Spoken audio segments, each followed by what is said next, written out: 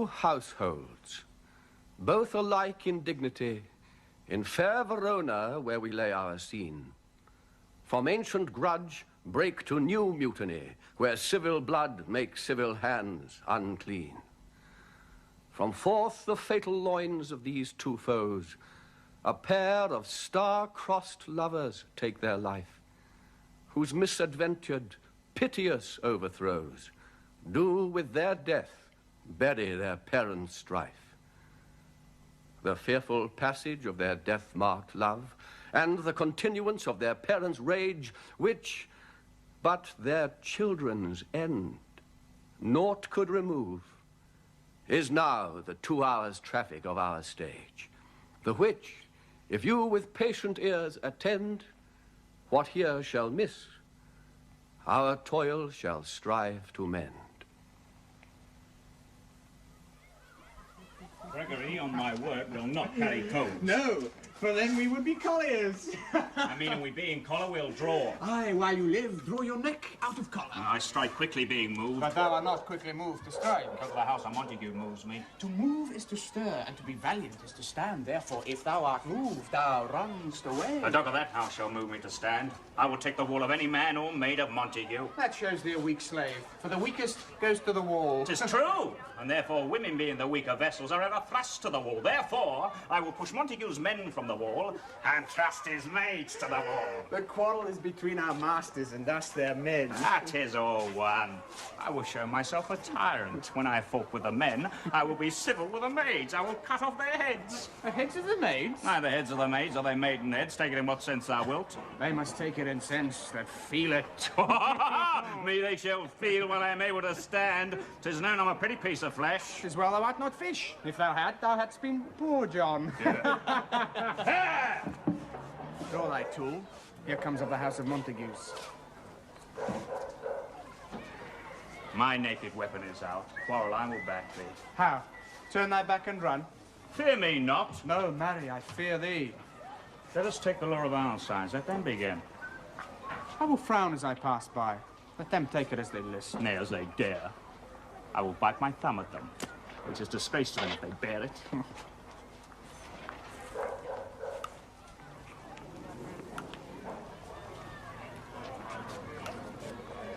Do you bite your thumb at us, sir? I do bite my thumb, sir. Do you bite your thumb at us, sir? Is the law of our side if I say aye? No. No, sir, I do not bite my thumb at you, sir, but I bite my thumb, sir. Do you quarrel, sir? Quarrel, sir? No, sir. But if you do, sir, I am for you. I serve as good a man as you. No better. Well, sir. Say better. Here comes one of my master's kinsmen. Yes. Better, sir. You lie. Roar if you be men. Ah! Stand!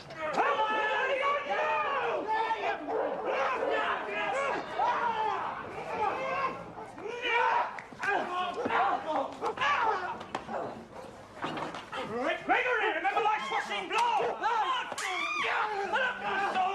You don't know what you do! What? Art thou drawn among these heartless hinds? Turn thee, Benvolio! Look upon my death. I do but keep the peace. Beef with! Put up thy sword! I'll manage it to part these men with me. What? Drawn and talk of peace. I hate the word, as I hate hell. All Montagues. And thee! How about thee? Coward!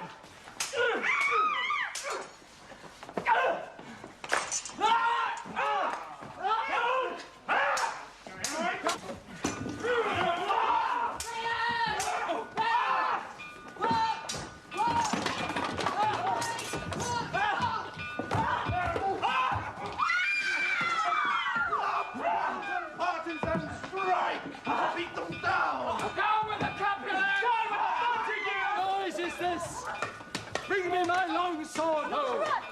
My sword, I say. Oh, Montague has come and flourishes his blade in spite of me. Home enough! Let me go! Shall not stir one foot to seek a foe. Down with the Montague!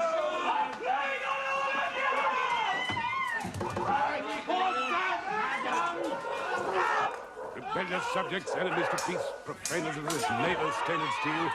Will there not be a... But how, you men? You beasts that quench the fire of your pernicious rage with purple fountains issuing from your veins, on pain of torture! From those bloody hands, throw your mistempered weapons to the ground, and hear the sentence of your moved prince.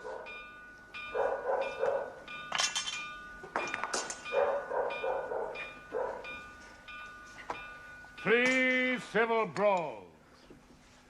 Bred of an airy word, by thee, old Capulet and Montague, have thrice disturbed the quiet of our streets, and made Verona's ancient citizens cast by their grave beseeming ornaments, to wield old partisans in hands as old, cankered with peace, to part your cankered hate.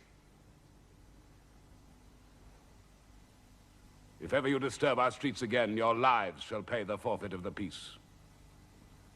For this time, all the rest depart away. You, Capulet, shall go along with me.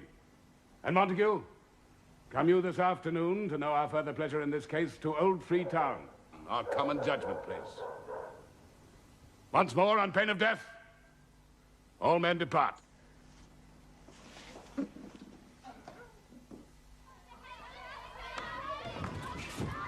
Who set this ancient quarrel? New abroach. Speak, nephew. Were you by when it began? Here were the servants of your adversary and yours, close fighting ere I did approach. I drew to part them. In the instant came the fiery Tybalt with his sword prepared. Which, as he breathed defiance to my ears, he swung about his head and cut the winds, who nothing hurt withal hissed him in scorn. While we went changing thrusts and blows, came more and more, and fought on part and part, till the prince came, who parted either part. Oh, where is Romeo? Saw you him today? Right glad I am he was not at this fray. Madam, an hour before the worshipped sun peered forth the golden window of the east, a troubled mind drave me to walk abroad, where underneath the grove of sycamore that westward rooteth from the city side, so early walking did I see your son. Towards him I made, but he was ware of me and stole into the covert of the wood. I, measuring his affections by my own, which then most sought where most might not be found, being one too many by my weary self, pursued my humour, not pursuing his, and gladly shunned who gladly fled from me. Many a morning hath he there been seen, with tears augmenting the fresh morning's dew, adding to clouds more clouds with his deep sighs. But all so soon as the all-cheering sun should in the farthest east begin to draw the shady curtains from Aurora's bed, away from light steals home my heavy son, and private in his chamber pens himself, shuts up his windows, locks fair daylight out, and makes himself an artificial night. Black and portentous must this humour prove, unless good counsel may the cause remove. My noble uncle, do you know the cause? I neither know it nor can learn from him. Have you importuned him by any means? Both by myself and many other friends.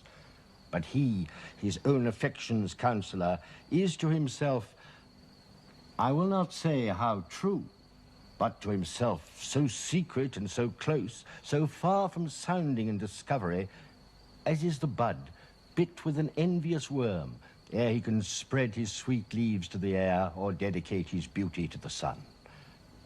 Could we but learn from whence his sorrows grow, we would as willingly give cure as know. See where he comes. So please you, step aside. I know his grievance or be much denied. I would thou wert so happy by thy stay to hear true shrift. Come, madam, let's away.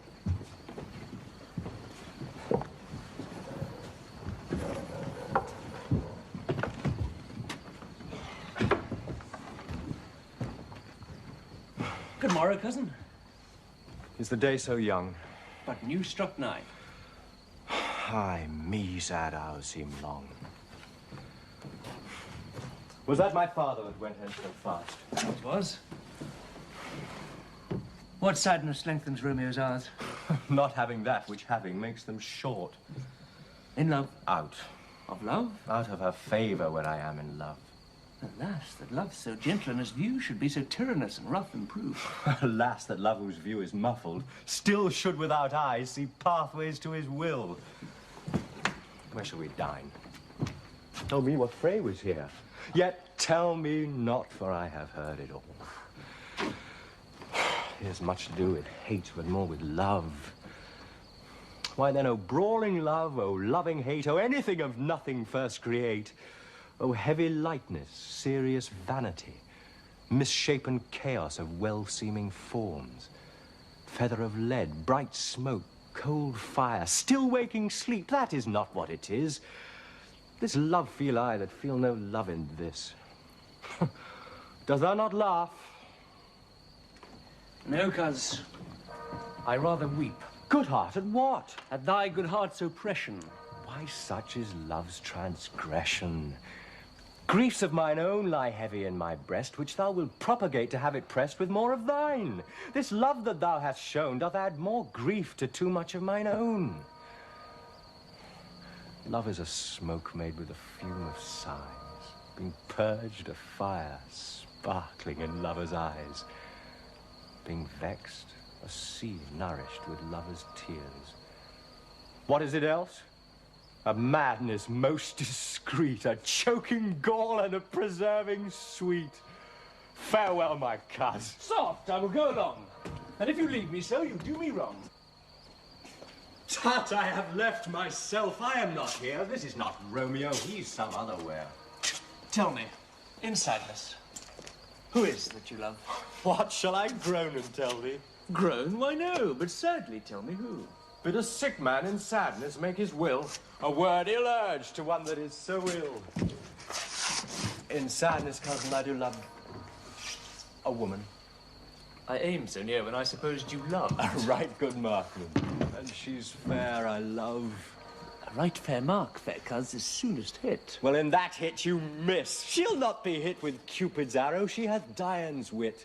And in strong proof of chastity, well armed from love's weak childish bow, she lives uncharmed. She will not stay the siege of loving terms, nor bide the encounter of assailing eyes, nor ope her lap to saint-seducing gold. Oh, she is rich in beauty, only poor that when she dies, with beauty dies her store. And she hath sworn that she will still live chaste. She hath, and in that sparing makes huge waste. For beauty starved with her severity cuts beauty off from all posterity. She is too fair, too wise, wisely too fair to merit bliss by making me despair. She hath forsworn to love, and in that vow do I live dead that live to tell it now. Be ruled by me. Forget to think of her. No, teach me how I should forget to think. By giving liberty unto thine eyes, examine other beauties. 'Tis the way to call hers exquisite and question more. These happy masks that kiss fair ladies' brows, being black, puts us in mind they hide the fair. He that is struck and blind cannot forget the precious treasure of his eyesight lost. Show me a mistress that is passing fair. What doth her beauty serve but as a note wherein I may read who passed that passing fair? Farewell, thou canst not teach me to forget. I'll pay that doctrine or else die in debt. But Montague is bound as well as I, in penalty alike. And 'tis not hard, I think, for men so old as we to keep the peace. Of honourable reckoning are you both. And pity 'tis you lived at odds so long. But now, my lord, what say you to my suit? But saying o'er what I've said before, my child is yet a stranger to the world. She hath not seen the change of 14 years. Let 2 more summers wither in their pride, ere we may think her ripe to be a bride. Younger than she a happy mother's maid. And too soon marred are those so early made. Earth hath swallowed all my hopes, but she is the hopeful lady of my earth. But woo her, gentle Paris, get her heart. My will to her consent is but a part, and she agreed, within her scope of choice lies my consent and fair according voice. This night I hold an old accustomed feast, whereto I've invited many a guest such as I love. And you among the store, one more, most welcome, makes my number more. At my poor house look to behold this night earth-treading stars that make dark heaven light. Such comfort as do lusty young men feel when well-apparelled April on the heel of limping winter treads, even such delight among fresh female buds shall you this night inherit at my house. Hear all see, and like her most, whose merit most shall be, which on more view of many, mine being one, may stand in number, though in reckoning none. Come, go with me. Go, sirrah. Trudge about through fair Verona. Find those persons out whose names are written there, and to them say, my house and welcome on their pleasure stay. Come. Find them out whose names are written here. It is written that the shoemaker should meddle with his yard, and the tailor with his last, the fisher with his pencil, and the painter with his nets. But I am sent to find those persons whose names are writ here, and can never find what names the writing person here hath writ. I must to the learned, in good time.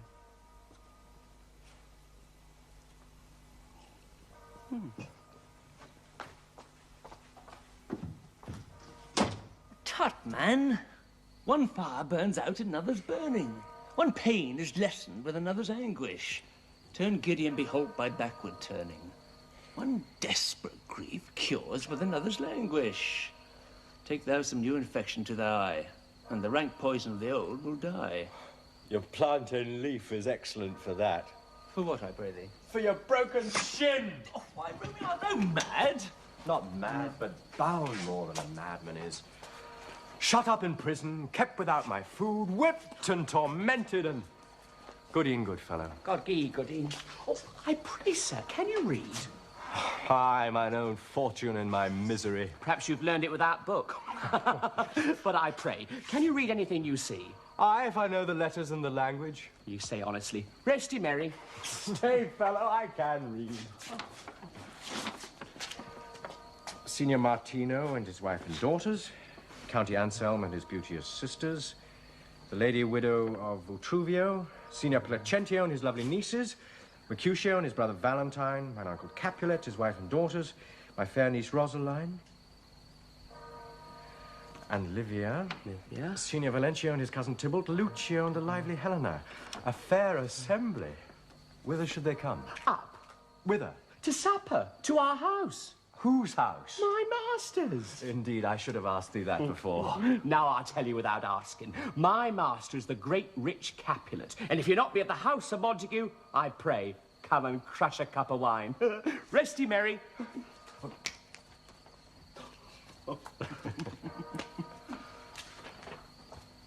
At this same ancient feast of Capulet sups the fair Rosaline, whom thou so loves, with all the admiring beauties of Verona. Go thither, and with unattainted eye compare her face with some that I shall show, and I will make thee think thy swan a crow. When the devout religion of mine eye maintains such falsehood, then turn tears to fires, and these who often drown can never die, transparent heretics be burnt for liars. One fairer than my love. The all-seeing sun ne'er saw her match since first the world begun. But you saw her fair, none else being by, herself poised with herself in either eye. But in that crystal scales, let there be weighed your lady's love against some other maid that I shall show you shining at this feast. And she shall scant show well that now seems best. I'll go along. No such sight to be shown, but to rejoice in splendor of mine own.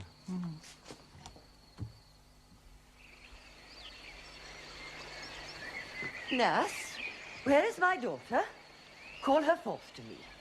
No, by my maidenhead at 12-year-old, I bade her come. What, lamb?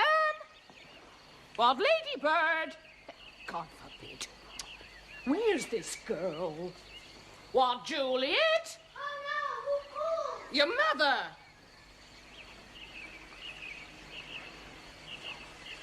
Madam, I'm here. What is your will? This is the matter. Nurse, give leave a while. We must talk in secret. Nurse, come back again. I have remembered me thus hear our counsel. Thou knowest my daughter's of a pretty age. Faith, I can tell her age into an hour. She's not yet 14. I'll lay 14 of my teeth. Into my teen bit spoken, I've but 4. She's not 14. How long is it now to Lammas-tide? Oh, a fortnight and odd days. Even or odd. Of all days in the year, come Lammas Eve at night, shall she be 14. Susan and she, God rest all Christian souls, were of an age. Well, Susan is with God. She was too good for me. But as I said, on Lammas Eve at night shall she be 14. That shall she. Mary, I remember it well. 'Tis since the earthquake now 11 years. And she was weaned. I never shall forget it, of all the days of the year, upon that day.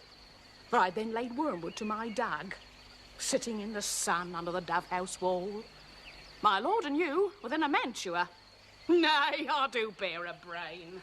Yeah, but as I said, when did I taste the wormwood on the nipple of my dag and felt it bitter? Pretty fool to see it tetchy and fall out with the dag.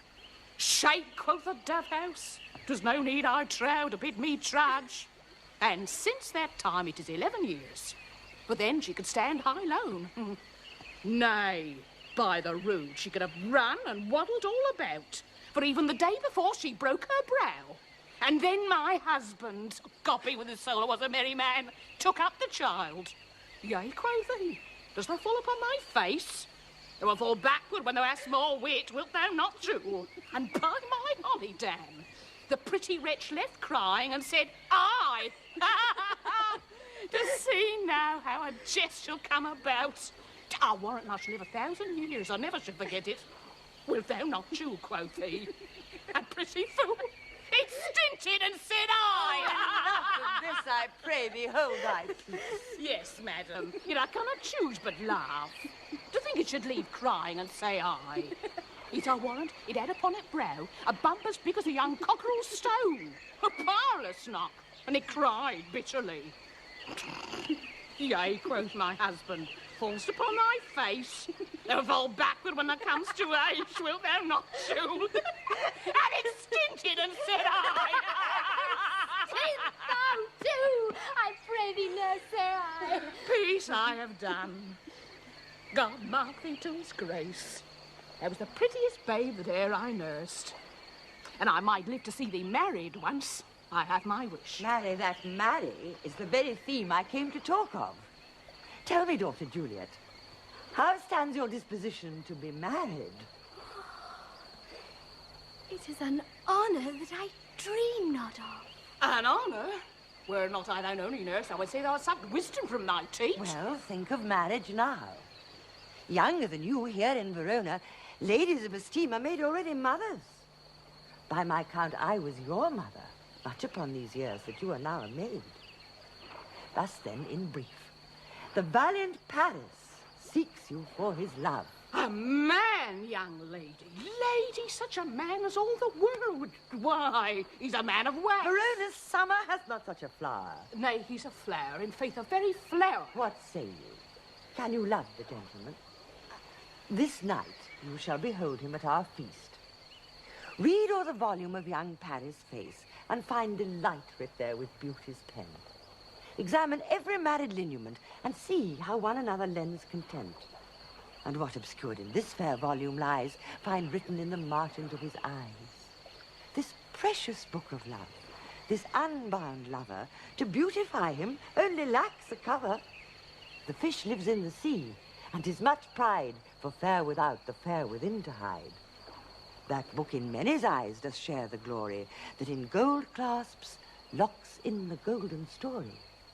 So shall you share all that he doth possess, by having him making yourself no less. No less, nay, bigger. Women grow by men. Speak briefly. Can you like of Paris love? I look to like, if looking liking move. But no more deep will I dart mine eye than your consent gives strength to make it fly. Madam, the guests are come. Supper served up, you call, my young lady asked for, the nurse cursed in the pantry, and everything in extremity. I must hence to wait. I beseech you, follow straight. We follow thee. Juliet, the county stays.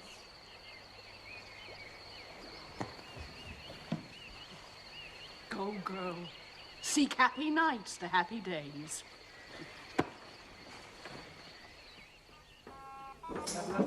What shall this speech bespoke for our excuse, or shall we on without apology? The date is out of such prolixity. We'll have no Cupid hoodwinked with a scarf, bearing a Tartarus-painted bow of laughs, scaring the ladies like a crow-keeper. Nor no without book prologue faintly spoke off the prompter for our entrance. But let them measure us with what they will. We'll measure them a measure and be gone. Give me a torch. I am not for this ambling. Bring but heavy, I will bear the light.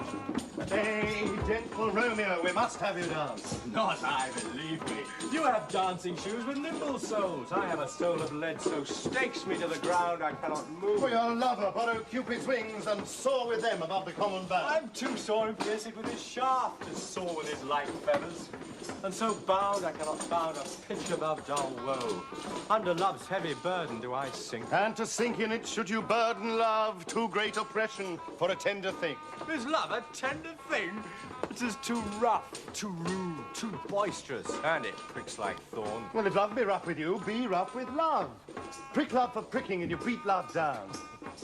Give me a case to put my visage in, a visor for a visor. What care I what curious eyes doth quote deformities? Here a beetle brows shall flush for me. And every man betake him to his legs. A torch from me. Let wantons light of heart tickle their senseless rushes with their heels.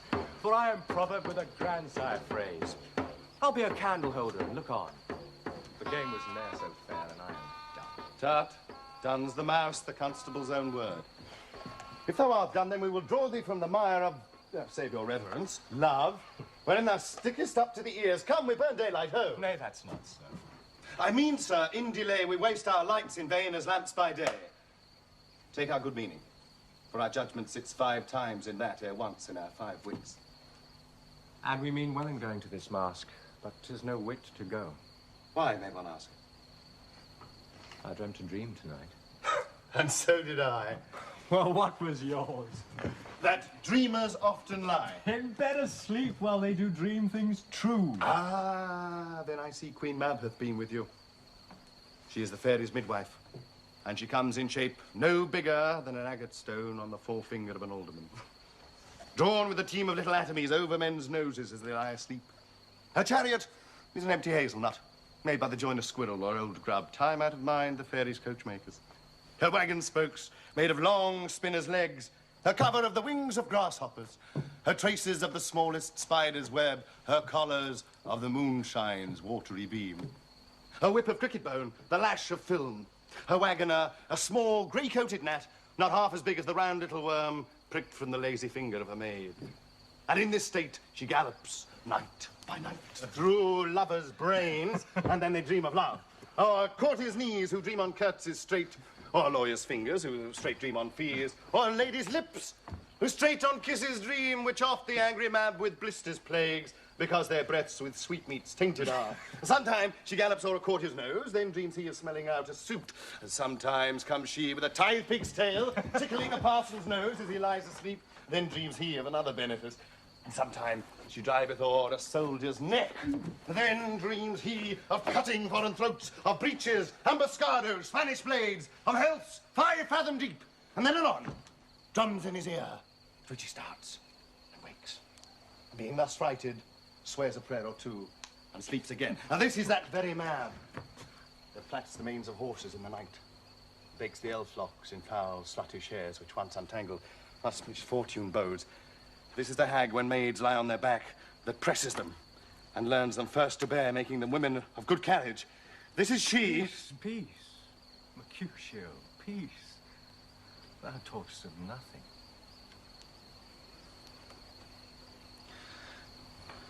True. I talk of dreams, which are the children of an idle brain, begot of nothing but vain fantasy, which is as thin of substance as the air, and more inconstant than the wind who woos even now the frozen bosom of the north, and being angered, puffs away from thence, turning aside on the dew-dropping south.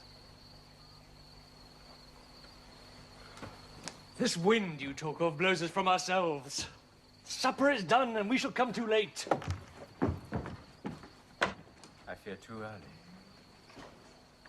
for my mind misgives some consequence, yet hanging in the stars shall bitterly begin his fearful date with this night's revels, and expire the term of a despised life closed in my breast with some vile forfeit of untimely death.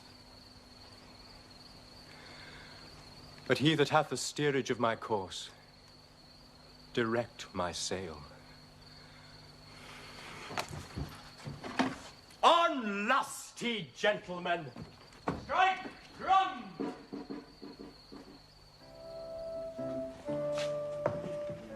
Where's Potpan that he hopes not to take away? He shifted trencher. He scraped a trencher. When good manners shall lie all in one or two men's hands, and they unwashed too, oh, 'tis a foul thing. Away with the joint stools, remove the cork cupboard, look to the plate. Good thou. Save me a piece of marchpane, and as thou loves me, let the porter let in Susan Grindstone and Nell. Oh. Anthony and Potpan. Aye, boy. Ready. You are looked for and called for, asked for and sought for in the great chamber. Cannot be here and there too. Surely, boys, be brisk a while, and the longer liver take all.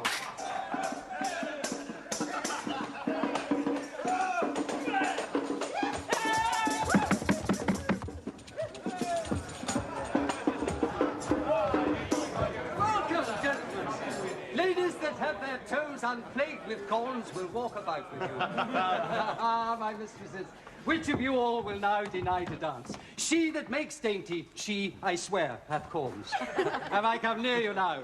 Welcome, gentlemen.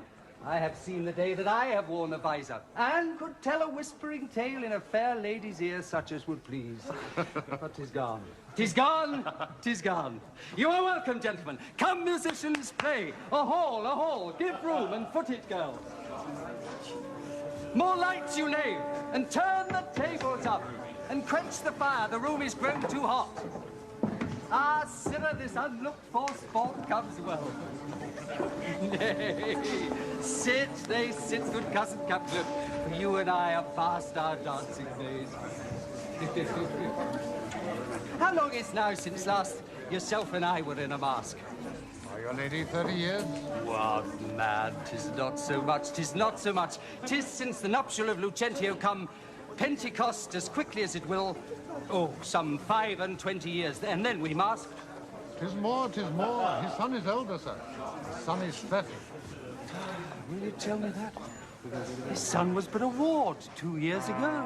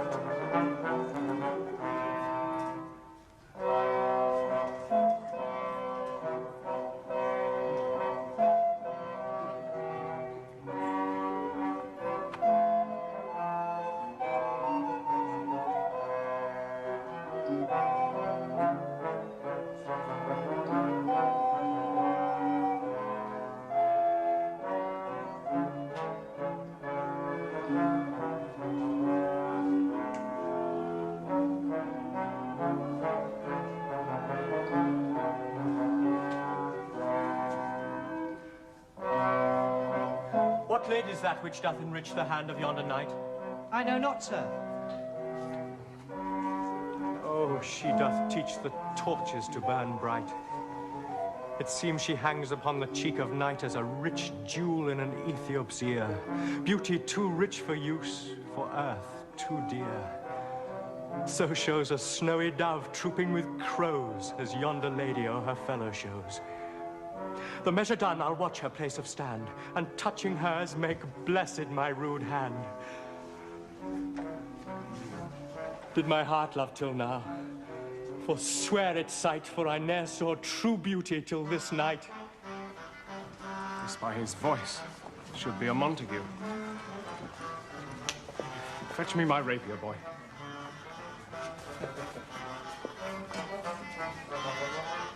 Dares the slave come hither covered with an antic face to fleer and scorn at our solemnity?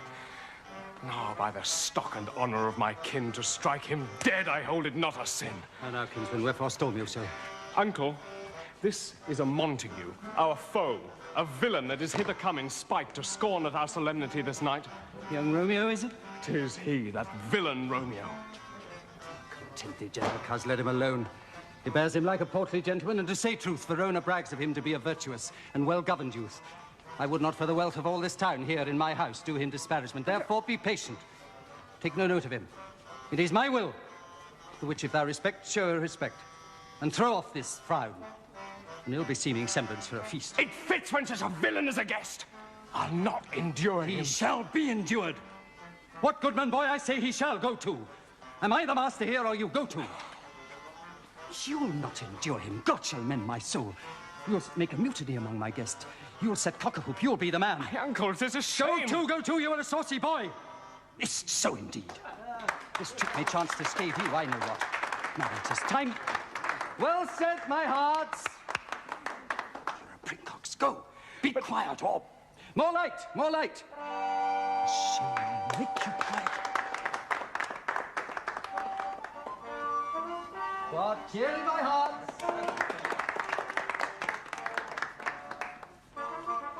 Patience perforce with willful choler meeting makes my flesh tremble in their different greeting.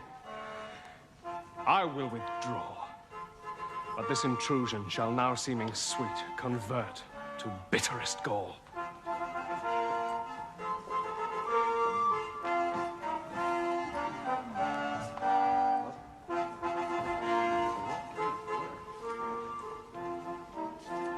Profane with my unworthiest hand this holy shrine. A gentle sin is this.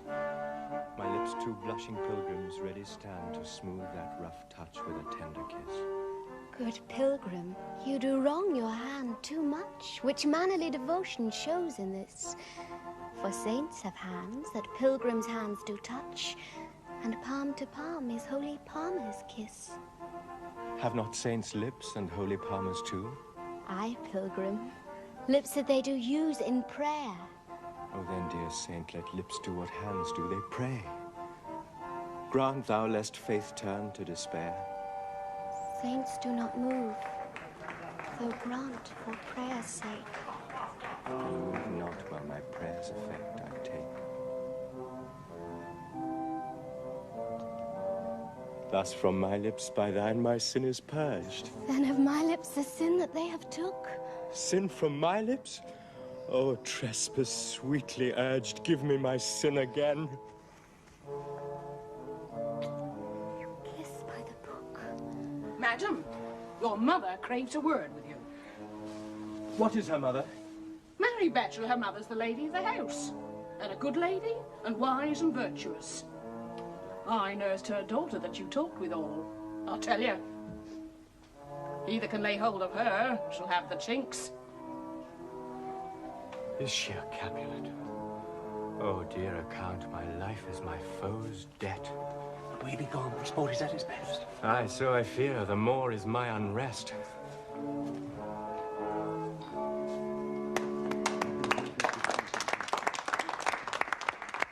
Nay, gentlemen, prepare not to be gone. We have a trifling, foolish banquet toward. Is even so.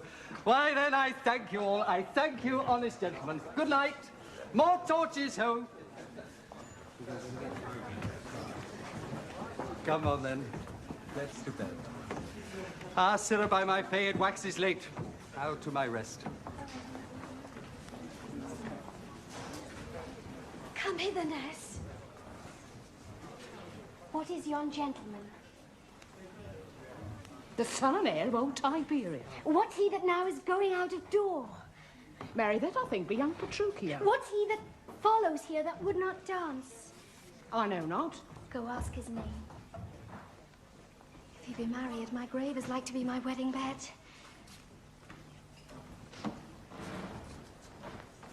His name is Romeo and a Montague, the only son of your great enemy. My only love, sprung from my only hate. Too early seen unknown, and known too late.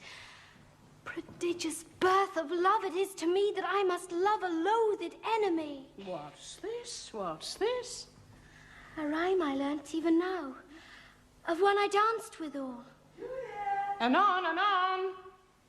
Come, let's away. The strangers all are gone.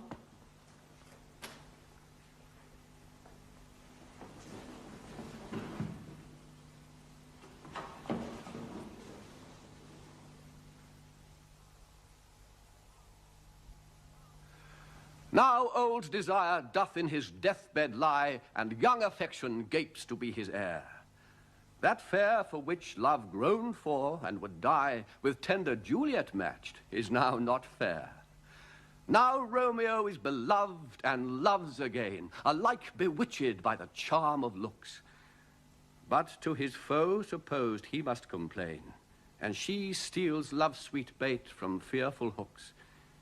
Being held a foe, he may not have access to breathe such vows as lovers used to swear, and she, as much in love, her means much less to meet her new beloved anywhere. But passion lends them power, time means to meet, tempering extremities with extreme sweet.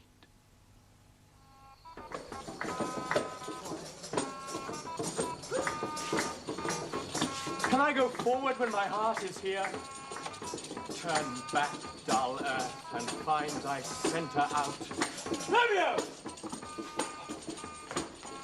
My cousin, Romeo! Romeo! He's wise, and on my life hath stolen him home to bed. He ran this way and leapt the orchard wall. Cold, good Mercutio. Oh, nay, I'll conjure too. Romeo! Humours! Madman! Passion! Lover! Appear thou in the likeness of a sigh. Speak but one rhyme, and I am satisfied. Cry but I me. Pronounce but love and dove. Speak to my gossip Venus one fair word, one nickname for her purblind son and heir, young Abram Cupid. He that shot so trim when King Cophetua loved the beggar maid. Ah, he heareth not, he stirreth not, he moveth not. The ape is dead, and I must conjure him. I conjure thee by Rosalind's bright eye, by her high forehead and her scarlet lip, by her fine foot, straight leg, and quivering thigh, and the demeans that there adjacent lie, that in thy likeness thou appear to us. And if he hear thee, thou wilt anger him. Ah, this cannot anger him. 'Twould again to raise a spirit in his mistress' circle of some strange nature, letting it there stand till she had laid it and conjured it down. That was some spite. My invocation is but fair and honest. In his mistress' name I conjure only but to raise up him. Come. He hath hid himself among the trees to be consorted with the humorous knight. Blind is his love, and best befits the dark. If love be blind, love cannot hit the mark. Now will he sit under a medlar tree and wish his mistress were that kind of fruit that maids call medlars when they laugh alone. Oh, Romeo, that she were... Oh, that she were an open arse, and thou a poppering pear. Romeo, good night. I'll to my truckle bed. This field bed is too cold for me to sleep. Come, shall we go? Go then. For 'tis in vain to seek him here that means not to be found. He jests at scars that never felt a wound. Sorry. What light through yonder window breaks? It is the east, and Juliet is the sun. Arise, fair sun, and kill the envious moon, who is already sick and pale with grief that thou, her maid, art far more fair than she. Be not her maid, since she is envious. Her vestal livery is but sick and green, and none but fools do wear it. Cast it off. It is my lady. Oh, it is my love. Oh, that you knew she were. She speaks, yet she says nothing. What of that? Her eye discourses. I will answer it. I am too bold, 'tis not to me she speaks. Two of the fairest stars in all the heaven, having some business, to entreat her eyes to twinkle in their spheres till they return. What if her eyes were there, they in her head? The brightness of her cheek would shame those stars as daylight doth a lamp. Her eyes in heaven would through the airy region stream so bright that birds would sing and think it were not night. See how she leans her cheek upon her hand.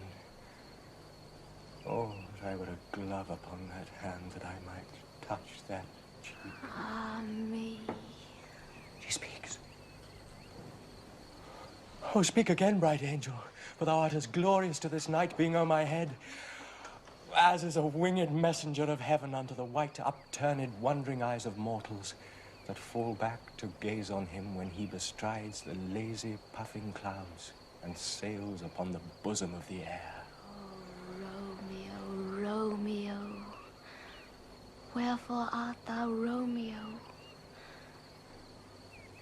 Deny thy father and refuse thy name, or if thou wilt not, be but sworn my love, and I'll no longer be a Capulet. Shall I hear more? Shall I speak at this? Is but thy name that is my enemy? Thou art thyself, though not a Montague. What's Montacute is no hand, no foot, no arm, no face, no any other part belonging to a man who be some other name. What's in a name? That which we call a rose, by any other word would smell as sweet. So Romeo would, were he not Romeo called, retain that dear perfection which he owes without that title. Romeo, doff thy name, and for thy name, which is no part of thee, take all myself. I take thee at thy word. Call me but love, and I'll be new baptized. Henceforth I never will be Romeo. What man art thou that thus bescreened in night so stumblest on my counsel? By a name I know not how to tell thee who I am. My name, dear saint, is hateful to myself, because it is an enemy to thee. Had I it written, I would tear the word. Mine ears have not yet drunk 100 words of thy tongue's uttering, yet I know the sound. Art thou not Romeo and a Montague? Neither, fair maid, if either thee dislike. How camest thou hither? Tell me, and wherefore? The orchard walls are high and hard to climb, and the place death, considering who thou art, if any of my kinsmen find thee here. With love's light wings did I approach these walls, for stony limits cannot hold love out, and what love can do, that dares love attempt. Therefore thy kinsmen are no stop to me. If they do see thee, they will murder thee. Alack, there lies more peril in thine eye than 20 of their swords. Look thou but sweet, and I am proof against their enmity. I would not for the world they saw thee here. I have night's cloak to hide me from their eyes. And but thou love me, let them find me here. My life were better ended by their hate than death prorogued wanting of thy love. By whose direction foundst thou out this place? By love that first did prompt me to inquire. He lent me counsel, and I lent him eyes. I am no pilot, yet wert thou as far as that vast shore washed with the farthest sea, I should adventure for such merchandise. Thou knowest the mask of night is on my face, else would a maiden blush repaint my cheek for that which thou hast heard me speak tonight. Fain would I dwell in form, fain deny what I have spoke, but farewell compliment. Dost thou love me? I know thou wilt say aye, and I will take thy word. Yet if thou swearest, thou mayst prove false. But lovers' perjuries, they say, Jove laughs. O gentle Romeo, if thou dost love, pronounce it faithfully. Or if thou thinkst I am too quickly won, I'll frown and be perverse and say thee nay, so thou wilt woo. But else not for the world. In truth, fair Montague, I am too fond, and therefore thou mayest think my behaviour light. But trust me, gentlemen, I'll prove more true than those have more cunning to be strange. I should have been more strange, I must confess, but that thou overheardst I was where my true love passion. Therefore pardon me, and not impute this yielding to light love, which the dark night hath so discovered. Lady, by yonder blessed moon I bow, that tips with silver all these fruit tree tops. Oh, swear not by the moon, the inconstant moon that monthly changes in her circled orb, lest that thy love prove likewise variable. What shall I swear by? Well, do not swear. Or if thou wilt, swear by thy gracious self, which is the god of my idolatry, and I'll believe thee. If my heart's dear love... No, well, do not swear.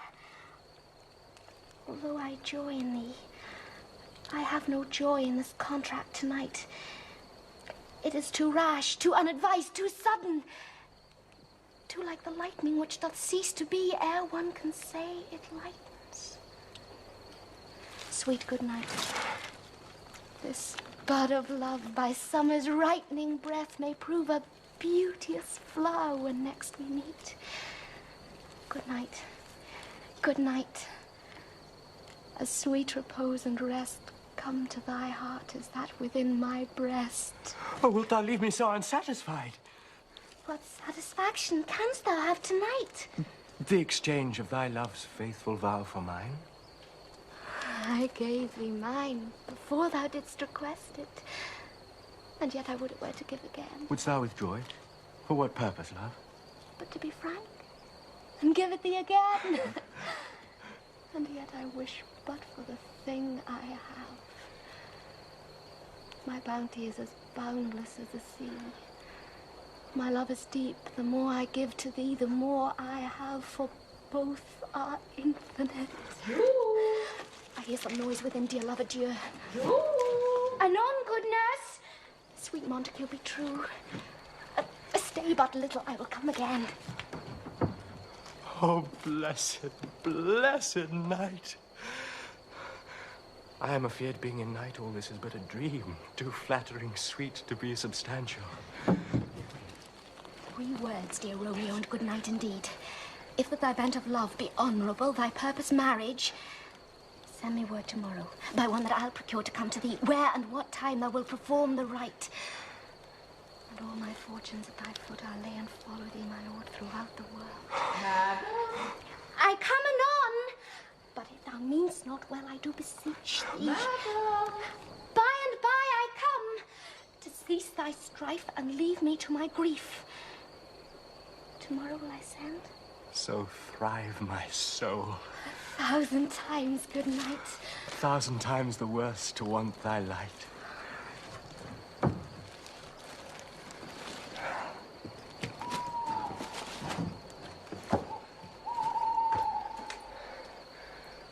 Love goes towards love as schoolboys from their books. But love from love towards school with heavy looks. Romeo. Oh, for a falconer's voice to lure this tassel gentle back again. Bondage is hoarse and may not speak aloud, else would I tear the cave where echo lies and make her airy tongue more hoarse than mine with repetition of my Romeo. It is my soul that calls upon my name. How silver sweet sound lovers' tongues by night, like softest music to attending ears. Romeo.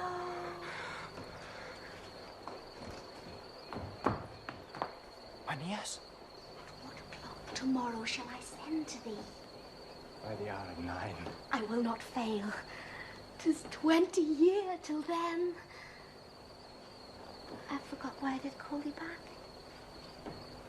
Let me stand here till I remember it. I shall forget to have thee still stand there, remembering how I love thy company. And I'll still stay to have thee still forget, forgetting any other home but this. 'Tis almost morning, I would have thee gone, and yet no farther than a wanton's bird that lets it hop a little from his hand like a poor prisoner in his twisted gyves, and with a silken thread plucks it back again, so loving jealous of his liberty. I would I were thy bird. Sweet, so would I. Yet I should kill thee with much cherishing. Good night. Good night.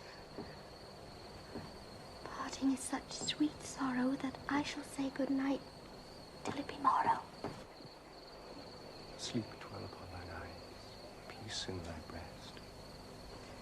Would I were sleep and peace, so sweet to rest.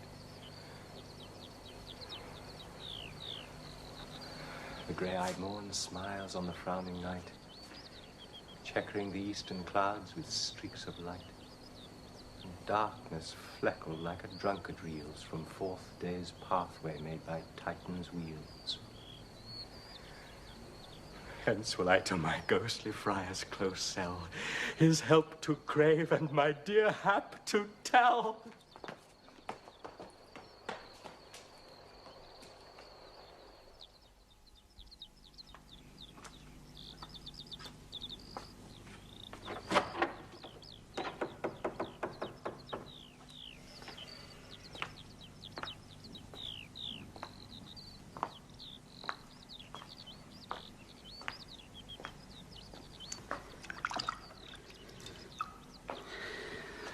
Now, ere the sun advance his burning eye, the day to cheer and night's dank dew to dry, I must upfill this osier cage of ours with baleful weeds, precious juiced flowers. Now, the earth, that's nature's mother, is her tomb. And what is her burying grave? That is her womb. And from her womb, children of divers kinds we sucking on her natural bosom find. Many for many virtues excellent, none but for some, and yet all different. Oh, mickle is the powerful grace that lies in plants, herbs, stones, and their true qualities. For naught so vile that on the earth doth live, but to the earth some special good doth give. Nor aught so good, but strained from that fair use, revolts from true birth, stumbling on abuse. Virtue itself turns vice, being misapplied, and vice, sometimes by action, dignified.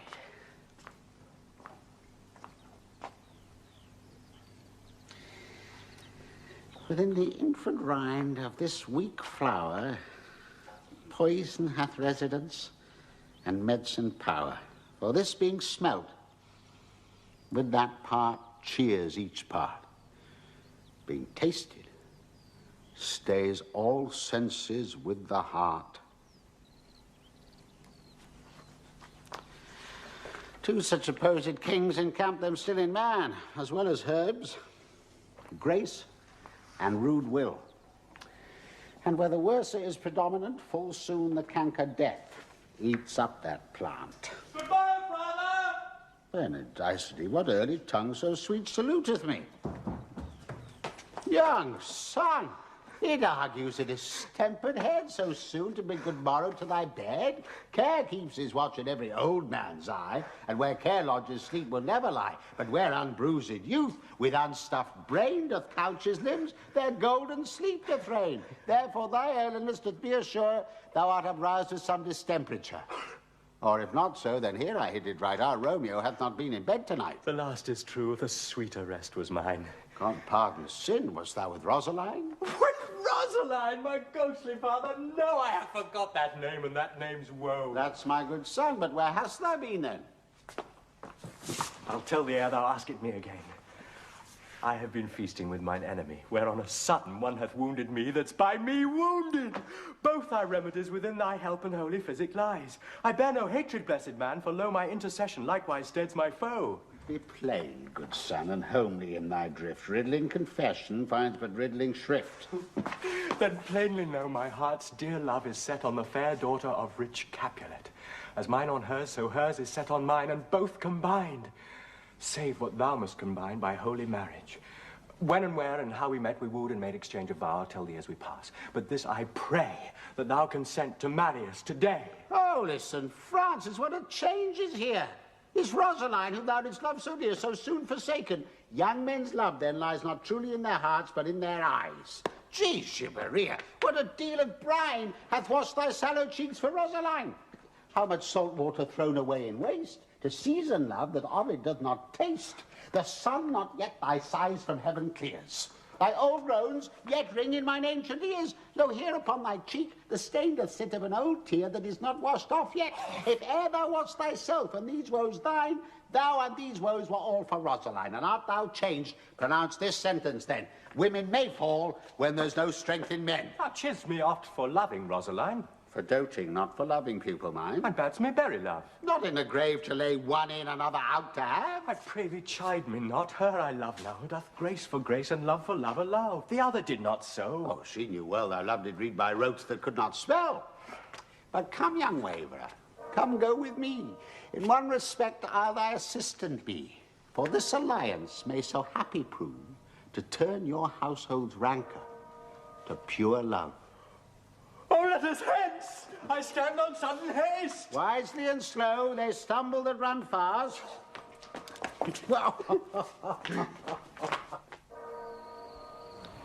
Where the devil should this Romeo be? Came he not home tonight? Not to his father's. I spoke with his man. That same pale, hard-hearted wench, that Rosaline, torments him so that he will sure run mad. Tybalt, the kinsman to old Capulet, hath sent a letter to his father's house. A challenge on my life. Romeo will answer it. Any man that can write may answer a letter. Nay, he will answer the letter's master, how he dares being dared. Alas, poor Romeo, he's already dead. Stabbed with a white wench's black eye, run through the ear with a love song. The very pin of his heart cleft by the blind bow boy's butt shaft. And is he a man to encounter Tybalt? Why, what is Tybalt? More than Prince of Cats, I can tell you. Oh, he's a courageous captain of compliments. He fights as you sing prick song, keeps time, distance, and proportion. He rests, his minion rests, 1, 2, the third in your bosom. The very butcher of a silk button. A duelist, the gentleman of the very first house of the first and second course. The immortal passado, the punto reverso, the high. The what? The pox. On such antic, lisping, affecting fantasticos, these new tuners of accent. By Jesu, a very good blade, a very tall man, a very good whore. Yeah. Why, is this not a lamentable thing, grandsire, that we should be thus afflicted by these strange flies, these fashion-mongers, these pardon-me's who stand so much upon the new form they cannot sit at ease on the old bench. Oh, their bones, their bones. Ha. Here comes Romeo. Here comes Romeo. Ah, without his roe like a dried herring.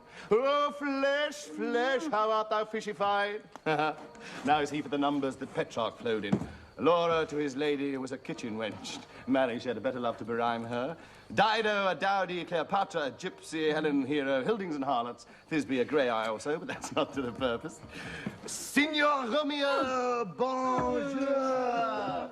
There's a French salutation for your French slop. You gave us the counterfeit fairly last night. Good morning to you both. What counterfeit did I give you? The slip, sir. The slip. Can you not conceive? Pardon, good Mercutio, my business was great. And in such a case as mine, a man may strain courtesy. That's as much as to say such a case of yours constrains a man to bow in the hand. Meaning to curtsy? Thou hast most kindly hit it. A most courteous exposition. Nay, I am the very pink of courtesy. Big for flower? Right. Why, then is my pump well flowered? Oh, sure wit. Follow me this jest now till thou hast worn out thy pump, that when the single soul of it is worn, the jest may remain after the wearing solely singular. Oh, single-souled jest, solely singular for the singleness. Come between us, good Benvolio, my wits faint. Swits and spurs, or I'll cry a match. Nay, if our wits two were to run the wild goose chase, I am done. But thou hast more of the wild goose in one of thy wits than I have, I am sure, in my whole 5. Was I with you there for the goose? Thou was never with me for anything when thou was not there for the goose! Oh, I'll bite thee by the ear for that. Nay, good goose, bite not! Ah, thy wit is a very bitter sweeting. 'Tis a most sharp sauce. And then is it not then well served into a sweet goose? Oh, it's a wit of Cheverel that stretches from an inch narrow to an ell broad. I'll stretch it out for that word broad, which added to the goose proves thee far and wide a broad goose. Why, is this not better now than groaning for love? Now art thou sociable. Now art thou Romeo. Now art thou what thou art, by art as well as by nature. For this drivelling love is like some great natural that runs lolling up and down to hide his bauble in a hole. Oh, stop there, stop there. Thou desirest me to stop my tail against the hair. What else have made thy tail large? Oh, thou art deceived. I would have made it short, for I was come to the whole depth of my tail and meant indeed to occupy the argument no longer. Here's goodly gear. A sail, a sail. To a shirt and a smock. Peter? Anon? My fan, Peter. Good Peter, to hide her face, for her fans the fairer face.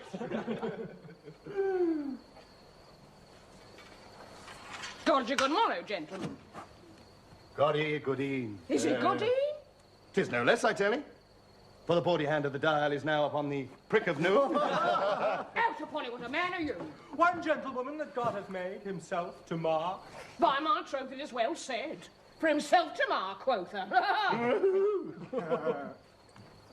Gentlemen, can any of you tell me where I may find the young Romeo?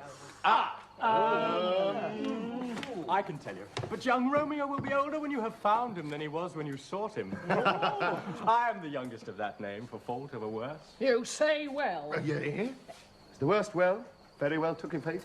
Wisely. Wisely. If you be he, sir, I desire some confidence with you. Oh, she will indict him to some supper. Aboard! Aboard! Aboard! So... What hast thou found? No hair, sir. Unless a hair, sir, in a Lenten pie that is somewhat stale and hoar ere it be spent. An old hair whore is an old hair whore, and very good meat in Lent. But a hair that is hoar is too much for the score if it whores ere it be spent.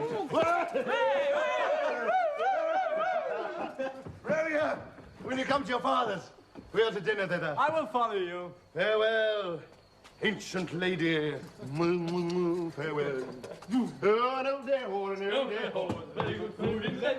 I pray, sir, what sort of muttering was this who was so full of his ropery? A gentleman, nurse, that loves to hear himself talk, and will speak more in a minute than he will stand to in a month. And to speak anything against me, I'll take him down and he will lustier than he is, and 20 such checks. And if I cannot, I'll find those that shall. Scurvy knave. I'm none of his flirt gills. I'm none of his skeins, mates. And I will stand by too and suffer every knave to use me at his pleasure. Oh! I saw no man use you at his pleasure. If I had, my weapon should quickly have been out. I warrant you, I dare draw soon as another man, if I see occasion in a good quarrel, and the law on my side. Now, afore God, I'm so vexed that every part about me quivers. Scurvy knave. Pray you, sir, a word. And as I told you, my young lady bid me inquire you out. What she bid me say, I will keep to myself. But first, let me tell you. If ye should lead her in a fool's paradise, as they say, it were a very gross kind of behaviour, as they say. For the gentlewoman is young, and therefore if you should deal double with her, truly were an ill thing to be offered to any gentlewoman, and very weak dealing. Nurse, commend me to thy lady and mistress. I protest unto thee... Good heart and faith, I will tell her as much. Lord, Lord, she will be a joyful woman. What wilt thou tell her, nurse? Thou dost not mark me. I will tell her, sir, that you do protest. Or as I take it, is a gentlemanlike offer. Bid her devise some means to come to Shrift this afternoon. There she shall, at Friar Lawrence' cell, be shrived and married. Oh! Here is for thy pains. No, truly, sir, not a penny. Go to, I say you shall. Oh, this afternoon, sir? Well, she shall be there. And stay, good nurse, behind the abbey wall. Within this hour my man shall be with thee, and bring thee cords made like a tackled stair, which to the high top gallant of my joy shall be my convoy in the secret night. Farewell, be trusty, and I'll quit thy pains. Farewell, commend me to thy mistress. No, God in heaven bless thee. Harkye, sir. What says thou, my dear nurse? It's your man's secret. Huh? I mean, did you ne'er hear say two may keep counsel, putting one away? Warrant thee, my man's as true as steel. Well, sir, my mistress is the sweetest lady. Lord, not when 'twas a little prating thing. Oh, there's a nobleman in town, one Paris, would fain lay knife aboard. But she, good soul, as at least see a toad, as very toad as see him. Yeah, I anger her sometimes and tell her that Paris is the proper man. But I'll warrant you when I say so, she looks as pale as any clout in the versal world. It doth not Rosemary and Romeo begin both with a letter? Aye, nurse, what of that? Both with an R? Yeah, I'll mock her. That's the dog's name. R is for the... No, I know it begins with some other letter. She has the prettiest sententious of it, of you and Rosemary. It would do you good to hear it. Commend me to thy lady. Aye, 1,000 times.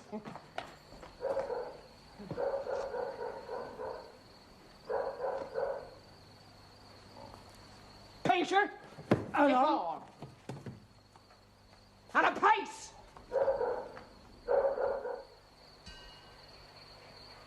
The clock struck 9 when I did send the nurse. In half an hour she promised to return.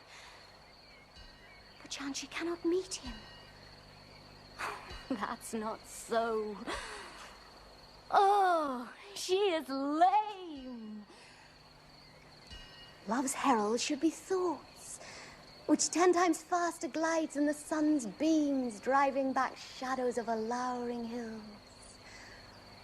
Therefore do nimble-pinioned doves draw love, and therefore had the wind-swift Cupid wings.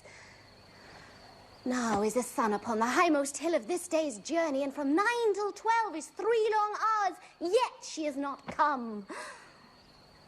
Had she affections and warm, youthful blood, she would be swift in motion as a ball.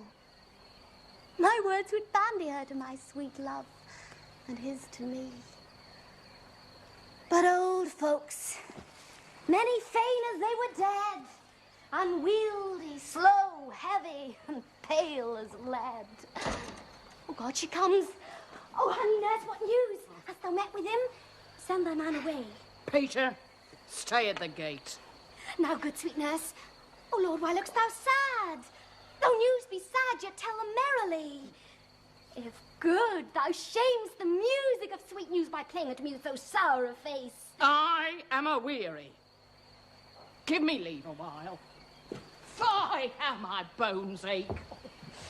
What a chance have I. Would thou hadst my bones and I thy news. Nay, come, I prithee, speak. Good nurse, speak. Jesu, what haste, can I not stay a while? Do you not see that I'm out of breath? How art thou out of breath when thou hast breath to say to me that thou art out of breath? The excuse that thou dost make in this delay is longer than the tale thou dost excuse. Is thy news good or bad? Answer to that, say either, and I'll stay the circumstance. Let me be satisfied. Is it good or bad? Well, you've made a simple choice. You know not how to choose a man. Romeo? No, not he. Though his face be better than any man's, yet his leg excels all men's. And for a hand and a foot and a body, though they be not to be talked on, yet they are past compare. He is not the flower of courtesy, but I'll warrant him as gentle as a lamb. Go thy ways, wench, serve God. What, have you dined at home? No, but all this did I know before. What says he of our marriage? What of that? Lord, how my head aches. What a head have I. Beats as you would fall in 20 pieces. Oh, my back. T'other side. Oh, my back. Beshrew your heart for sending me around to catch my death with jauncing up and down. Faith, I am sorry that thou art not well. Sweet nurse. Tell me, what says my love? Your love says, like an honest gentleman, and a courteous and a kind and a handsome, and I'll warrant a virtuous, Where's your mother? Where is my mother? Why, she is within. Where should she be? How oddly thou repliest. Your love says, like an honest gentleman, where is your mother? Oh, God's lady dear, are you so hot, Mary? Come up, I trow. Is this the poultice for my aching bones? Henceforward, do your messages yourself. Here's such a coil. Come, what says Romeo? Have you got leave to go to shrift today? I have. Then hie you hence to Friar Lawrence' cell. There stays a husband to make you a wife. Now comes the wanton blood up in your cheeks. They'll be in scarlet straight at any news. Are you to church? I must another way to fetch a ladder, by the which your love must climb a bird's nest soon when it is dark. Oh, I am the drudge and toil in your delight. But you shall bear the burden soon, at night. Go, I'll to dinner. Hie you to the cell. Hie to high fortune. Honestness. Farewell.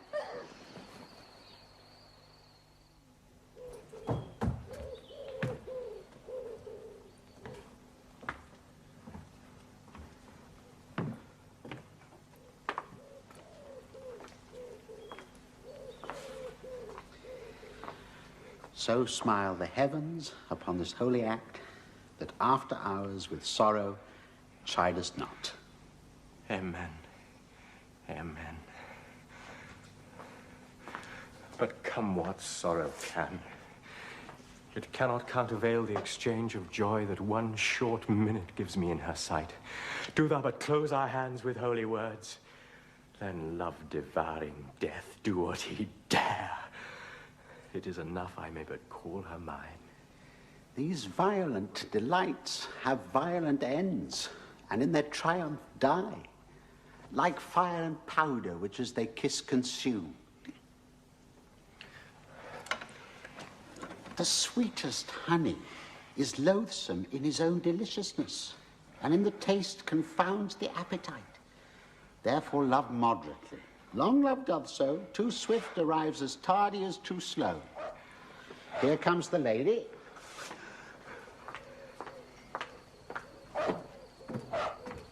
Oh, so light a foot will ne'er wear out the everlasting flint.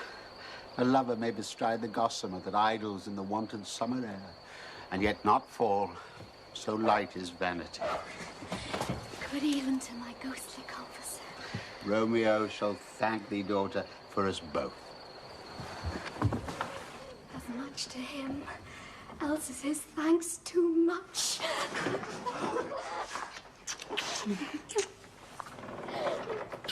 Ah, Juliet, if the measure of thy joy be heaped like mine, and that thy skill be more to blazon it, then sweeten with thy breath this neighbour air, and let rich music's tongue unfold the imagined happiness that both receive in either by this dear encounter. Conceit, more rich in matter than in words, brags of his substance, not of ornament. They are but beggars that can count their worth. But my true love is grown to such excess, I cannot sum up sum of half my wealth. Come with me, and we will make short work. For by your leaves, ye shall not stay alone, till Holy Church incorporate 2 in 1.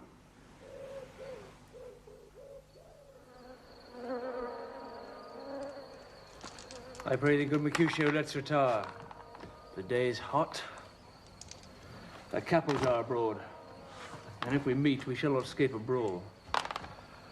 For now, these hot days is the mad blood stirring. Now, I'm like one of those fellows that when he enters upon the confines of the tavern, claps me his sword upon the table and says, God send me no need of thee. And by the operation of the second cup hath drawn him on the drawer, when indeed there is no need. Am I like such a fellow? Oh, come. Thou art as hot a jack in thy mood as any in Italy. And as soon moved to be moody, and as soon moody to be moved. And what two? Nay, and there were 2 such, there would be none shortly, for one would kill the other. Thou, I don't quarrel with a man that hath a hair more or a hair less in his beard than thou hast. Thou wilt quarrel with a man for cracking nuts, having no other reason but that thou hast hazel eyes. And what eye but such an eye would spy out such a quarrel? Thy head is as full of quarrels as an egg is full of meat. And yet thy head has been beaten and as addle as an egg for quarrelling. Thou didst quarrel with a man for coughing in the street because it hath woken thy dog that hath lain asleep in the sun. And didst thou not fall out with a tailor for wearing his new doublet before Easter, and with another for tying his new shoes with old riband? And yet thou wert due to me from quarrelling? And I was so apt to quarrel as thou wert. Any man should buy the fee simple of my life for an hour and a quarter. The fee simple? Oh, simple. By my head, here comes the companies. By my heel, I care not. Follow me close, for I will speak with him. Gentlemen, good e'en. A word with one of you. And but one word with one of us? Couple it with something, make it a word and a blow. You shall find me apt enough to that, sir, and you will give me occasion. Could you not take some occasion without giving? Mercutio, thou consortest with Romeo. Consort? What, dost thou make minstrels of us? And thou makest minstrels of us look to hear nothing but discords. Here is my fiddlestick. Here's that shall make you dance, Zoun's consort. We talk here in the public haunt of men. Either withdraw into some private place, or reason coldly of your grievances, or else depart. Here, all eyes gaze on us. Men's eyes were made to gaze, and let them look. I will not budge for no man's pleasure, I. Well, peace be with you, sir. Here comes my man. I'll be hanged, sir, if you wear your livery. Marry, go before the field. He'll be your follower. Your worship may in that sense call him man. Romeo! The love I bear thee can afford no better term than this. Thou art a villain.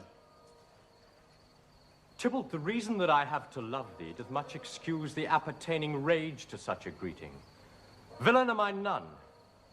Therefore farewell, I see thou knowest me not. Boy! This shall not excuse the injuries thou hast done me. Therefore turn and draw. I do protest I never injured thee, but love thee better than thou canst devise, till thou shalt know the reason of my love. And so, good Capulet, which name I tender as dearly as mine own, be satisfied.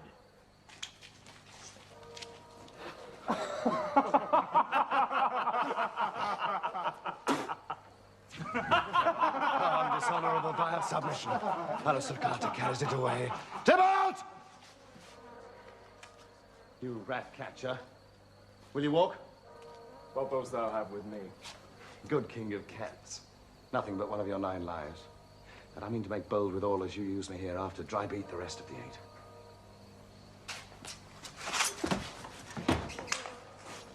Will you pluck your sword out of his pilcher by the ears? Make haste. May mine be about your ears, ere it be out. I am for you. Hey, Tybalt! Mercutio! Punto reverso. Meow! Oh, gentle Mercutio, put thy rapier up! Oh. Come, sir. Your passade.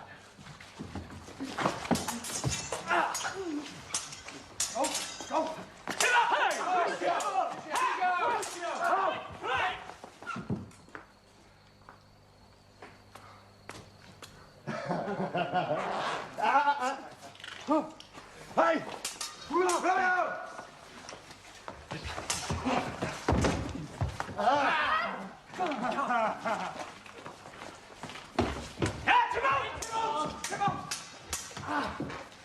Drop it! Romeo! Beat down their weapons! Give it!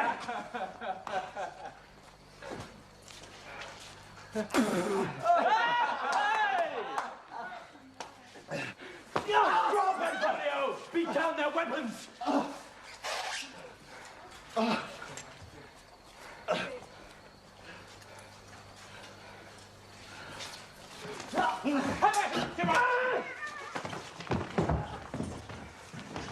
Gentlemen, for shame! The prince expressly had forbid disbanding in Marine streets! Oh!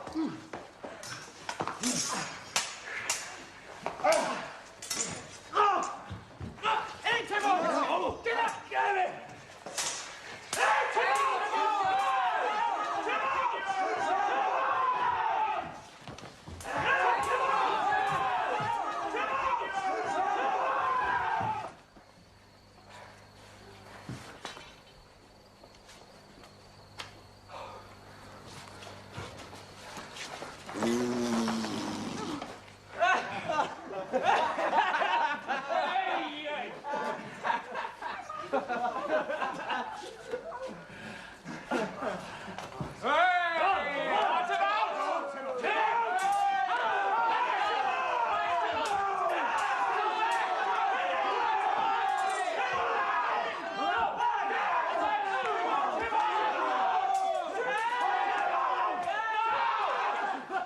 Mercutio! Oh!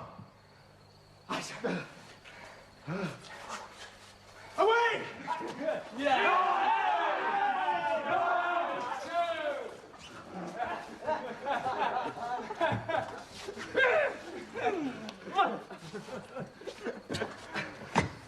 I've heard.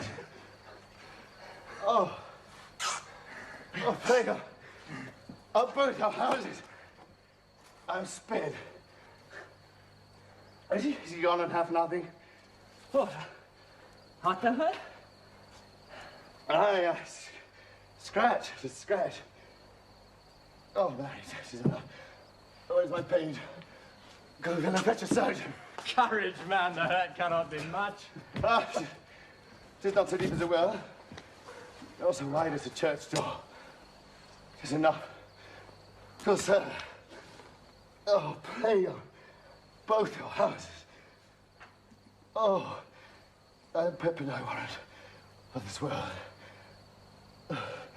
Ask me tomorrow and you will find me a grave man. Plague on both your houses. Zoons. A dog, a rat, a mouse, a cat. Oh, to scratch a man to death. A braggart, a rogue, a villain that fights by the book of Richard. Why the devil came you between us? I was hurt under your arm. I thought all for the best. Oh, look, help me into a house. In holy or I shall faint. Ah! Oh! Oh! Oh! Oh! Plague on both your houses. They've made worms meat of me. I have it, and sound it, too.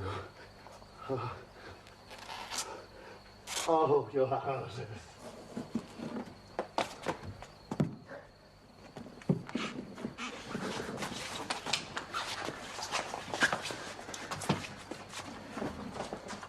This gentleman, the prince's near ally, my very friend, hath got this mortal hurt in my behalf. My reputation stained by Tybalt's slander. Tybalt that an hour hath been my cousin. Oh, sweet Juliet, thy beauty hath made me effeminate, and in my temper softened valor's steel. Oh, Romeo. Romeo, brave Mercutio is dead.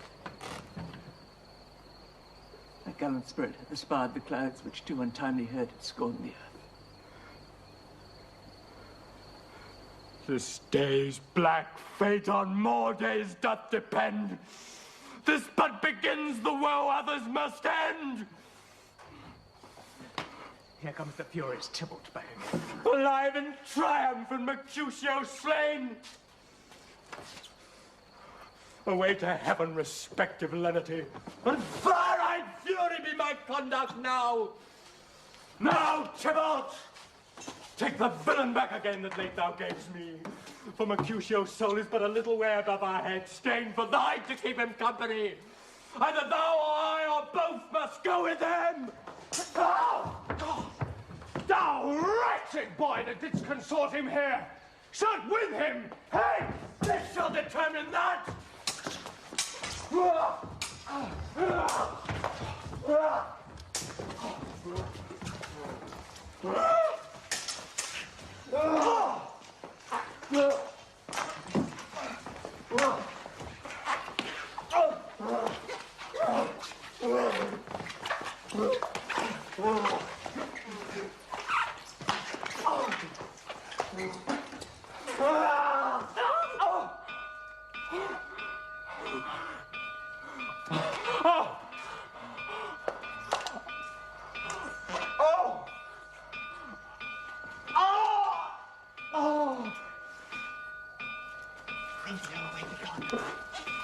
The citizens are up in Tybalt's chamber.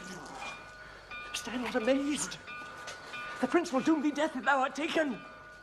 Hence, be gone away!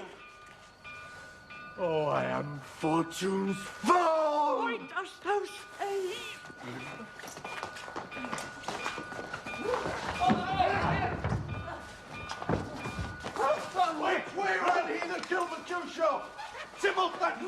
Which way ran he? There lies that Tybalt. Up, sir. Go with me. I charge you in the prince's name, obey. Where are the vile beginners of this fray? Oh, noble prince. I can discover all the unlucky manage of this fatal brawl. There lies the man slain by young Romeo, who slew thy kinsman, brave Mercutio. Tybalt! My cousin! Oh, my brother's child! Oh, prince! Oh, cousin, husband! Oh, the blood is spilled of my dear kinsman! Prince, as thou art true, for blood of ours shed blood of Montague! No! Oh, cousin! Benvolio, Cousin! who began this bloody fray? Tybalt, here slain, whom Romeo's hand did slay. Romeo, who spoke him fair, bid him bethink how nice the quarrel was, and urged with all your high displeasure. All this, uttered with gentle breath, calm look, knees humbly bowed, could not take truce with the unruly spleen of Tybalt, deaf to peace, but that he tilts with piercing steel at bold Mercutio's breast, who all is hot, turns deadly point to point, and with a martial scorn, with one hand beats cold death aside, and with the other sends it back to Tybalt, whose dexterity retorts it. Romeo, he cries aloud, "Hold, friends, friends part!" And swifter than his tongue, his agile arm beats down their fatal points, and twixt them rushes. Underneath whose arm, an envious thrust from Tybalt hit the life of stout Mercutio. And then Tybalt fled. But by and by comes back to Romeo, who had but newly entertained revenge, and toot they go like lightning. For ere I could draw to part them, was stout Tybalt slain. And as he fell, did Romeo turn and fly. This is the truth. Or let Benvolio die. He is a kinsman to the Montague. Affection makes him false, he speaks not true. Some 20 of them fought in this black strife, and all that 20 could but kill one life. I beg for justice, which thou, prince, must give. Romeo slew Tybalt. Romeo must not live. No! Romeo slew him, he slew Mercutio. Who now the price of this dear blood doth owe? Not Romeo, Prince. He was Mercutio's friend. His fault concludes but what the law should end. The life of Tybalt. And for that offense, immediately we do exile him hence. No! I have an interest in your hate's proceeding. My blood for your rude brawls doth lie a-bleeding. But I'll amerce you with so strong a fine that you shall all repent the loss of mine. I will be deaf to pleading and excuses. Nor tears nor prayers shall purchase out abuses, therefore use none. But Romeo hence in haste, else when he is found, that hour is his last. Bear hence this body and attend our will.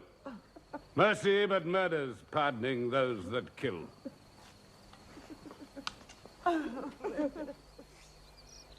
Gallop apace, you fiery-footed steeds, towards Phoebus' lodging. Such a wagoner as Phaeton would whip you to the west and bring in cloudy night immediately. Spread thy close curtain, love, performing night, that runaways' eyes may wink, and Romeo leap to these arms, untalked of and unseen. Lovers concede to do their amorous rites by their own beauties. Or if love be blind, it best agrees with night. Come, civil night, thou sober-suited matron all in black, and learn me how to lose a winning match played for a pair of stainless maidenhoods. Would my unmanned blood baiting in my cheeks with thy black mantle, till strange love grow bold, think true love acted simple modesty. Come, night. Come, Romeo. Come, thou day and night, for thou wilt lie upon the wings of night, whiter than new snow upon a raven's back. Come, gentle night. Come, loving, black-browed night, give me my Romeo. And when I shall die, take him and cut him out in little stars. And he will make the face of heaven so fine that all the world will be in love with night and pay no worship to the garish sun. Oh, I have bought the mansion of a love, but not possessed it. And though I am sold, not yet enjoyed, so tedious is this day as is the night before some festival to an impatient child that hath new robes and may not wear them.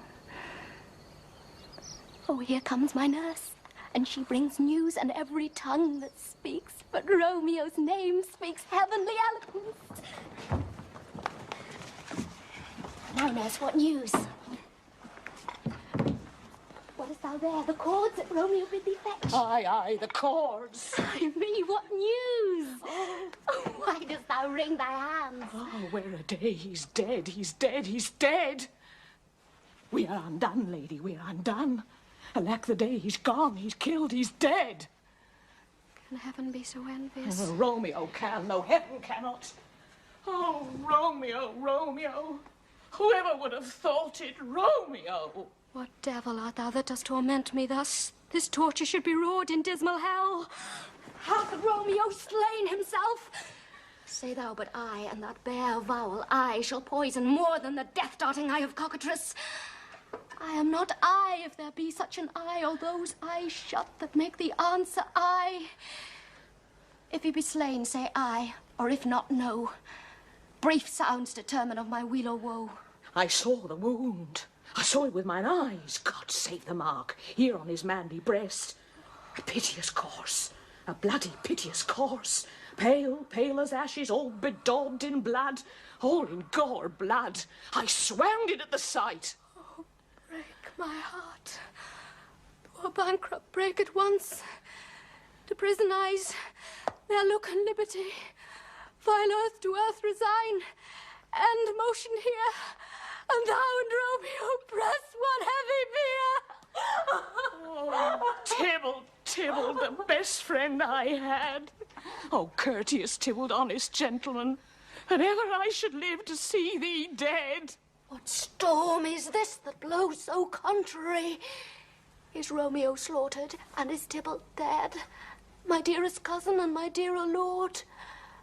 Then dreadful trumpet sound the general doom. For who is living if those two are gone? Tybalt is gone, and Romeo banished. Romeo that killed him, he is banished. Oh, God. Did Romeo's hand shed Tybalt's blood? It did, alas the day it did. Oh, serpent heart, hid with a flowering face. Did ever dragon keep so fair a cave? Beautiful tyrant, fiend angelical, dove-feathered raven, wolfish ravening lamb, despised substance of diviner show, just opposite to what thou justly seemst. A damned saint, an honourable villain. Oh, nature, what hadst thou to do in hell? When thou didst bow the spirit of a fiend in mortal paradise of such sweet flesh? Was ever book containing such vile matter so fairly bound? Oh, the deceit should dwell in such a gorgeous palace. There's no trust, no faith, no honesty in men. All perjured, all forsworn, all naught, all dissemblers. Oh, where's my man? Give me some aqua vita. These griefs, these woes, these sorrows make me old. Shame come to Romeo. Blistered be thy tongue for such a wish.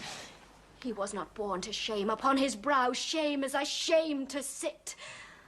For 'tis a throne where honour may be crowned, sole monarch of the universal earth. Oh, what a beast was I to chide at him. Will you speak well of him that killed your cousin? shall I speak ill of him that is my husband? Ah, poor my lord, what tongue shall smooth thy name when I, thy 3 hours' wife, have mangled it? But wherefore, villain, didst thou kill my cousin? That villain cousin would have killed my husband. Back, foolish tears, back to your native spring. Your tributary drops belong to woe, which you mistaking offer up to joy. My husband lives that Tybalt would have slain, and Tybalt's dead that would have slain my husband. All this is comfort. Wherefore weep I then? Some word there was worser than Tybalt's death that murdered me. I would forget it fain, but oh, it presses to my memory like damned guilty deeds to sinners' minds. Tybalt is dead, and Romeo, banish it. Banish it. That one word, banish it, hath slain 10,000 Tybalts. Tybalt's death was woe enough, if it had ended there. Or if sour woe delights in fellowship and needly will be ranked with other griefs, why followed not when she said, Tybalt's dead, thy father or thy mother, nay, or both, which modern lamentation might have moved. But with the rearward following Tybalt's death, Romeo is banished. To speak that word is father, mother, Tybalt, Romeo, Juliet, all slain, all dead. Romeo is banished. There is no end, no limit, measure, bound in that word's death. No words can that woe sound. Where's my father and my mother, nurse? Weeping and wailing over Tybalt's corse. Will you go to them? I will bring you thither. Wash they his wounds with tears. Mine shall be spent when theirs are dry for Romeo's banishment. Take up those cords.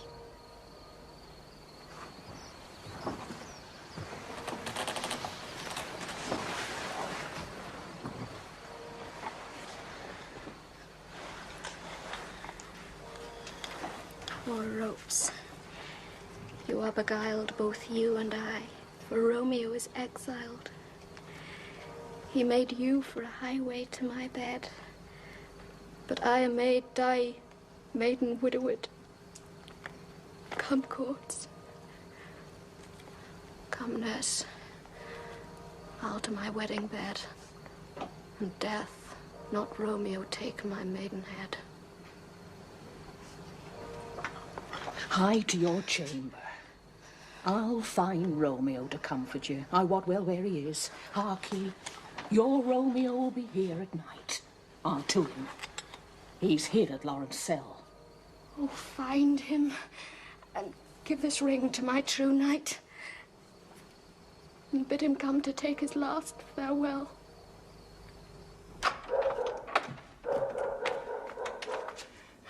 Romeo, come forth. Come forth, thou fearful man.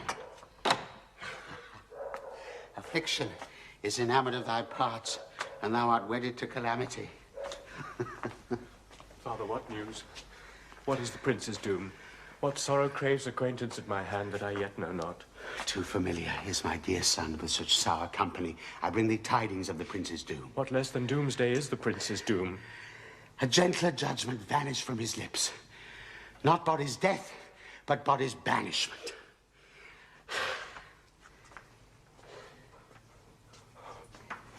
Banishment? Be merciful, say death. For exile hath more terror in his look, much more than death. Do not say banishment. Hence from Verona art thou banished. Be patient, for the world is broad and wide. There is no world without Verona walls, but purgatory, torture, hell itself. Hence banished is banished from the world, and world's exile is death. Then banished as death mistermed, calling death banished, thou cuts my head off with a golden axe, and smiles upon the stroke that murders me. Oh, deadly sin! Oh, rude unthankfulness! Thy fault our law calls death, but the kind prince, taking thy part, hath rushed aside the law, and turned that black word death to banishment. This is dear mercy, and thou seest it not. 'Tis torture and not mercy. Heaven is here, where Juliet lives. And every cat and dog and little mouse, every unworthy thing, live here in heaven and may look on her. But Romeo may not. More validity, more honourable state, more courtship lives in carrion flies than Romeo. They may seize on the white wonder of dear Juliet's hand and steal immortal blessings from her lips, who even in pure and vestal modesty still blushes, thinking their own kisses sin. This may flies do when I from this must fly. And sayest thou yet that exile is not death? But Romeo may not, he is banished. Flies may do this when I from this must fly. They are free men, but I am banished. Hadst thou no poison mixed, no sharp ground knife, no sudden mean of death, though ne'er so mean, but banished to kill me, banished. Oh, Friar, the damned use that word in hell, howlings attended. How hast thou the heart, being a divine, a ghostly confessor, a sin absolver, and my friend professed, to mangle me with that word? Banished. Thou fond madman, hear me a little speak. Oh, thou wilt speak again of banishment. I'll give thee armour to keep off that word. Adversity's sweet milk, philosophy, to comfort thee though thou art banished. Yet banished, hang up philosophy. Unless philosophy can make a Juliet, displant a town, reverse a prince's doom, it helps not, it prevails not. Talk no more. I see that madmen have no ears. How should they when that wise men have no eyes? Let me dispute with thee of thy estate. Thou canst not speak of that thou dost not feel.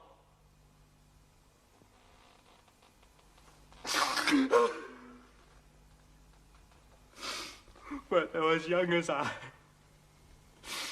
Juliet I love, and I but married, Tybalt murdered, doting like me banished. Then mightst thou speak, then mightst thou tear thy hair, and fall upon the ground as I do now, taking the measure of an unmade grave. Arise, one knocks. Good Romeo, hide thyself. Not I, unless the breath of heart-sick groans mislike enfold me from the search of eyes. Hark how they knock. Who's there? Romeo, arise, thou wilt be taken. Stay a while. Look, stand up. Run to my study. By and by. Oh, God's will, what simpleness is this? I come. Who knocks so hard? Whence come you? What's your will? Let me come in and you shall know my errand. I come from Lady Juliet.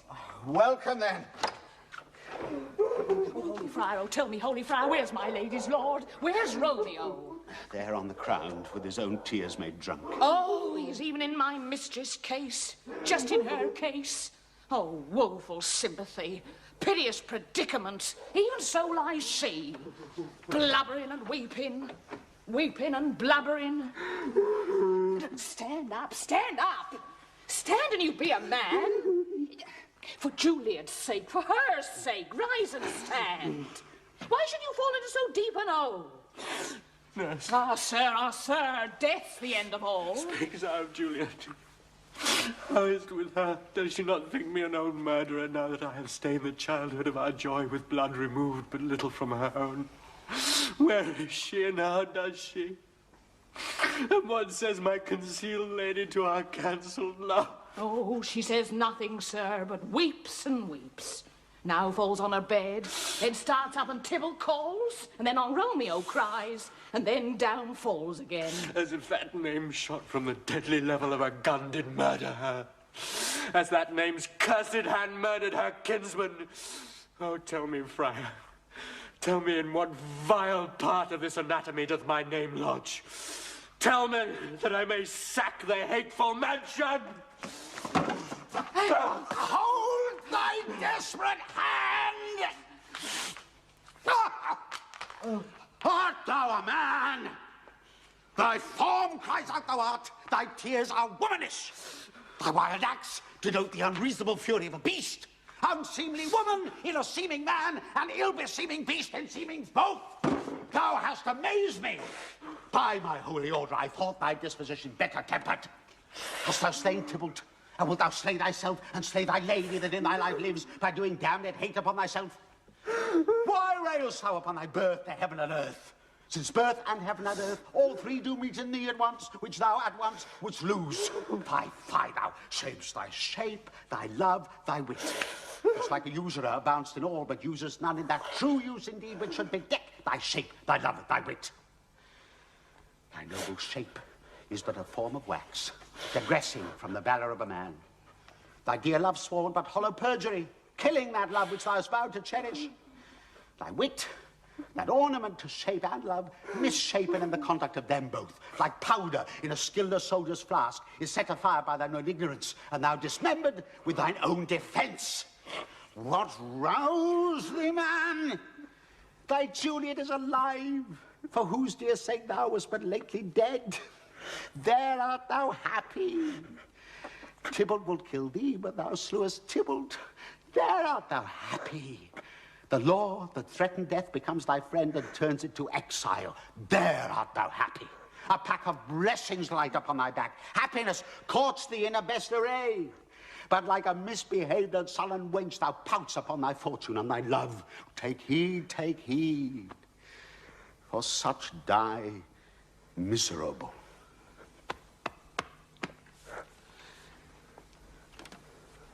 Go get thee to thy love, as was decreed.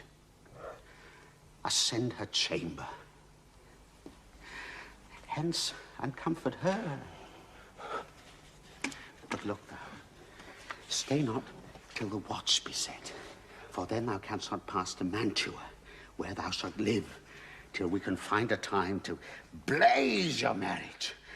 Reconcile your friends, beg pardon of the prince, and call thee back with 20,100,000 times more joy than thou wentst forth in lamentation. Go before, nurse, commend me to thy lady, bid her hasten all the house to bed, which heavy sorrow makes them apt unto. Romeo is coming. Oh, Lord, I could have stayed here all the night to hear good counsel. Oh, what learning is. My lord, I'll tell my lady you will come. Do so, and bid my sweet prepare to chide. Oh, here, sir. A ring she bid me give you, sir. Hie you, make haste, for it grows very late. Oh, well, my comfort is revived by this. Go hence, good night. And here stands all your state. Either be gone before the watch be set, or by the break of day, disguised from hence. Sojourn in Mantua, I'll find out thy man, and he shall signify from time to time every good hap to you that chances here. Give me thy hand. 'Tis late. Farewell, good night. But that a joy past joy calls out on me, it were a grief so brief to part with thee. Farewell.